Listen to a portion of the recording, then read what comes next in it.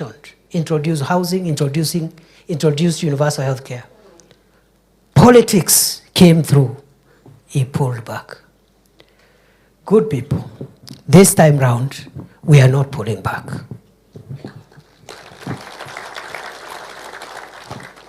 By the grace of God, by the time we go to the next general election, we are hoping 40,000 people of the Republic of Kenya will have a medical cover. As we go towards universality.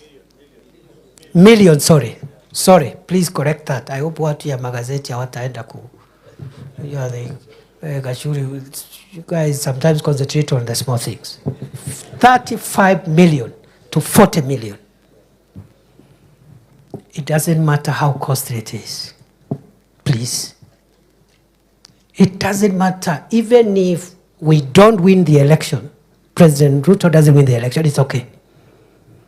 There's no problem. You'll have served as president anyway. Isn't it a blessing even to serve even for 5 years, even for 1 year, even for 1 day? How many Kenyans are there? Every Kenyan is qualified to be president. If you are lucky to be in the seats we occupy, including UMPs, including myself, including you, governor, don't consider yourself like a superhuman. It's the grace of God. Yeah. So usitutishe ati rais a one-term president. Pia watu wengine wanatutisha huko jana. Ati our job is to make sure William Ruto is a one-term president. That is your objective. Here too. Just that. And you will have achieved a lot. President Ruto is lucky to be among the 5 Kenyans who have occupied the seat of President of Kenya. Some, 24 years. Others, 10 years. If he gets 5, so be it. If he gets how many days, so be it. There are many qualified people. The same for me. I told you when I became Minister for Interior, niliangalia siasa nikasema, at least if first time labda nitaserve hapa.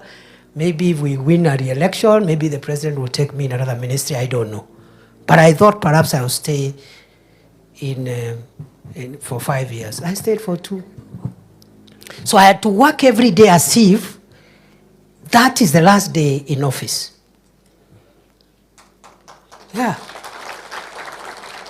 Mimi nimekuwa naibu wa rais. Today is the 89th day in office.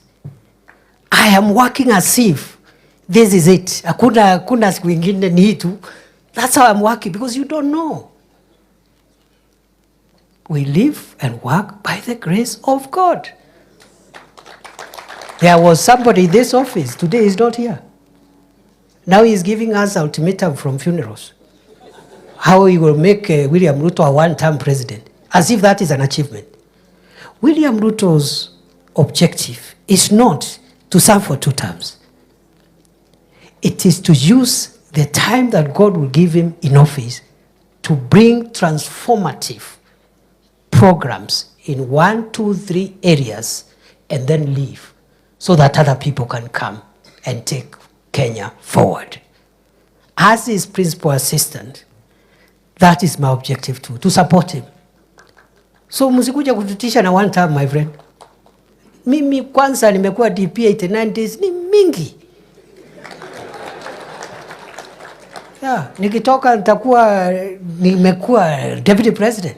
Listi kisomo hata mimi nitakuwa hapo.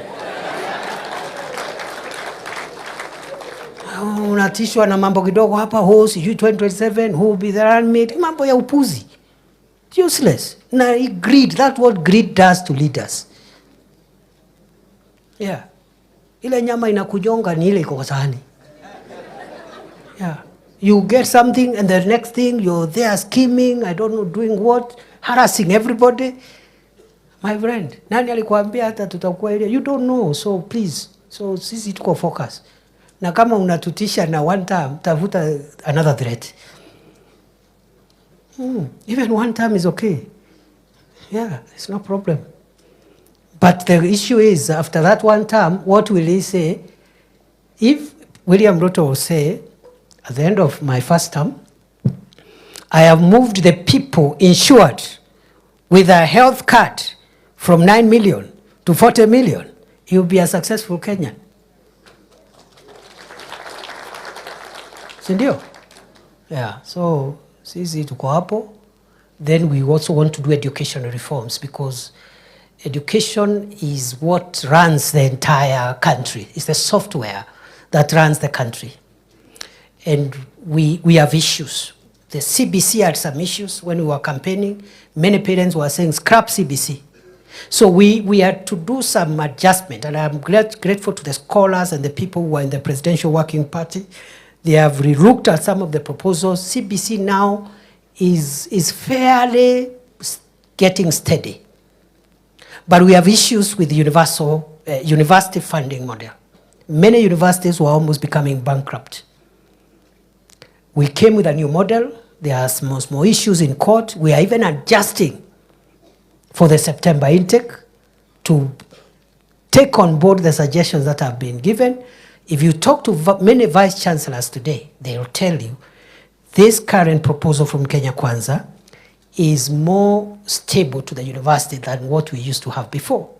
There are some gaps. We are adjusting those gaps. The same with health. There are some gaps in Taifa Care, but we are adjusting those gaps along the way.